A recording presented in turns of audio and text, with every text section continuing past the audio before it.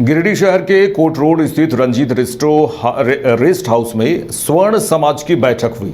JBKSS के केंद्रीय अध्यक्ष जयराम महतो ने बैठक की अध्यक्षता की। बैठक में स्वर्ण समाज ने टाइगर जयराम महतो को साथ देने की बात कही और उनके पार्टी का दामन भी थामा। पार्टी की सदस्यता ग्रहण करने वाले लोगों ने कहा कि जयराम महतो झारखंड की और यहाँ के लोगों की बात करते हैं, इसलिए स्वर्ण समाज पूरी तरह से झारखंड की आवाज को बुलंद करने वाले और यहाँ के लोगों के लिए काम करने वाले के प्रति समर्पित है। मौके पर टाइगर जयराम महतो ने पत्रकारों को भी संबोधित किया।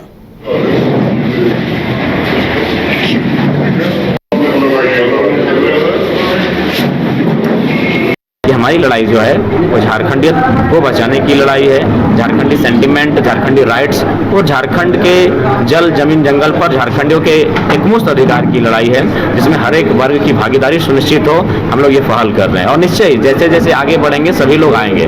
जब झारखंड अलग राज्य का आंदोलन हुआ था तो पहले लोगों ने कहा कि ये मांझी का आंदोलन है, फिर विनोद बाबू के इंटरव्यू तो कहा मांझी महतो का आंदोलन है। तो फिर जब सब लोग आने लगे तो कहा कि नहीं, ये चलो अब झारखंडी आंदोलन है, इसमें अल्पसंख्यक भी आ गए, इसमें स्वर्ण भी आ गए, अदर बैकवर्ड में दूसरे लोग भी आ गए।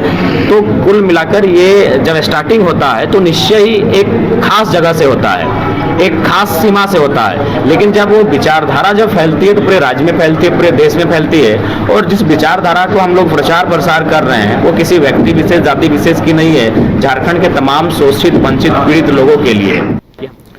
जमशेदपुर समाहरणालय परिसर में लोकसभा चुनाव 2024 को लेकर स्वीप एक्टिविटी के तहत दीप जलाकर लोगों को चुनाव के प्रति जागरूक किया गया।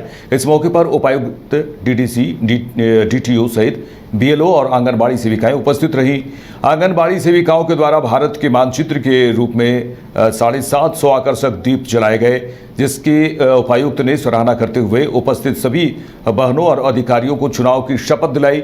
उन्होंने कहा कि उन्हें पूर्ण आशा है कि पूर्वी सिंहभूम जिले में 100% मतदान होगा।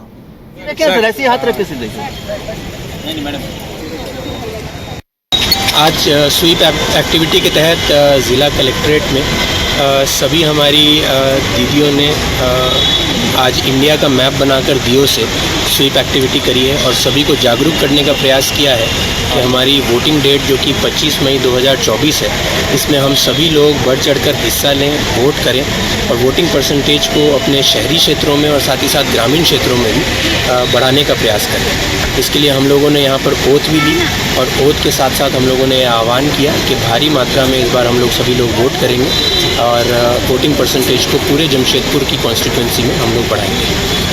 सर, शपथ कुछ लिया भी गया, शपथ भी लिया जी, हमने स्वीप का शपथ भी लिया यहाँ पर, जिसमें हमने निष्पक्ष चुनाव की तरफ शपथ ली है और सभी हमारी सेविका दीदियों ने जिन्होंने ये इंडिया का मैप बनाया पत्तों से और दियों से, और साथ ही साथ हमारे स्वीप नोडल और DSWO की अगुवाई में हमारा पूरा कार्य हुआ। हमें लगता है कि इस पूरी अगुवाई से हम लोग मैक्सिमम लोगों को जागरूक कर पाएंगे, यही हमारा ध्येय है। कोडरमा जिले में होने वाले चुनाव को लेकर मतदान की पूरी तरह से तैयारी को लेकर जिला प्रशासन जोर शोर से जुड़ा है। इसी क्रम में उत्तरी छोटानागपुर प्रमंडल के आयुक्त सुमन कैथरीन ने कोडरमा लोकसभा क्षेत्र के कई मतदान केंद्रों का भौतिक निरीक्षण किया और मतदान के दौरान वहां सभी प्रकार की सुविधाओं का भी जायजा लिया। जैसे कि दिव्यांग लोग हो गए,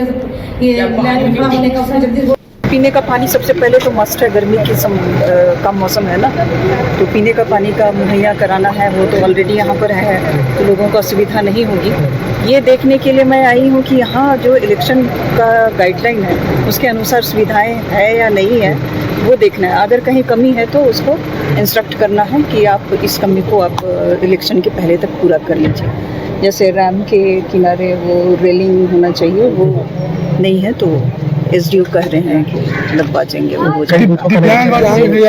अगर चलने फिरने नहीं आ पाते हैं तो उनके लिए एक गाड़ी की व्यवस्था होगी, क्या छोटी वाली गाड़ी, उसकी व्यवस्था होगी।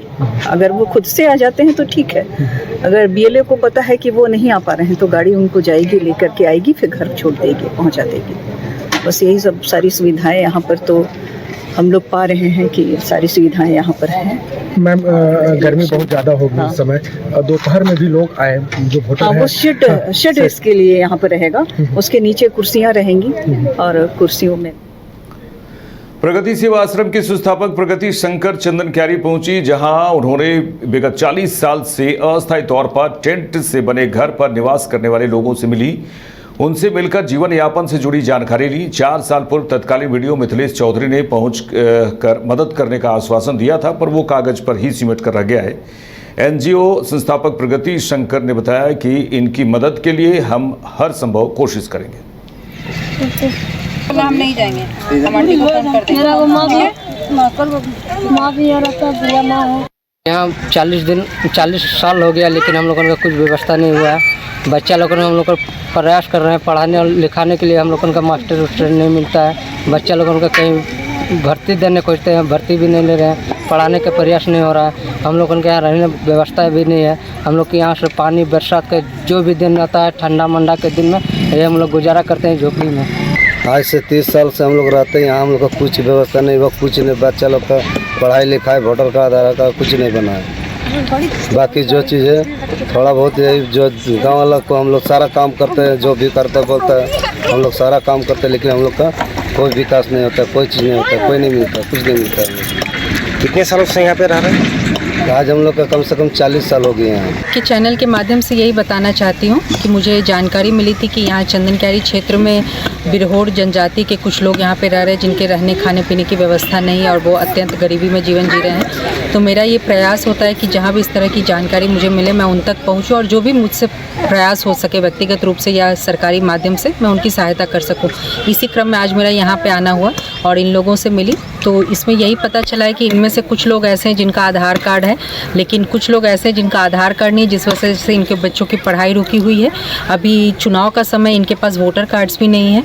तो मैं यहाँ के जो हमारे स्थानीय सहकर्मी हैं उनसे मैंने आग्रह किया है कि वो इनके वोटर कार्ड को बनाने का प्रयास करें। साथ ही साथ मैं अपने एनजीओ के माध्यम से प्रयास करूँगी कि आधार कार्ड भी इनका जल्द से जल्द बने।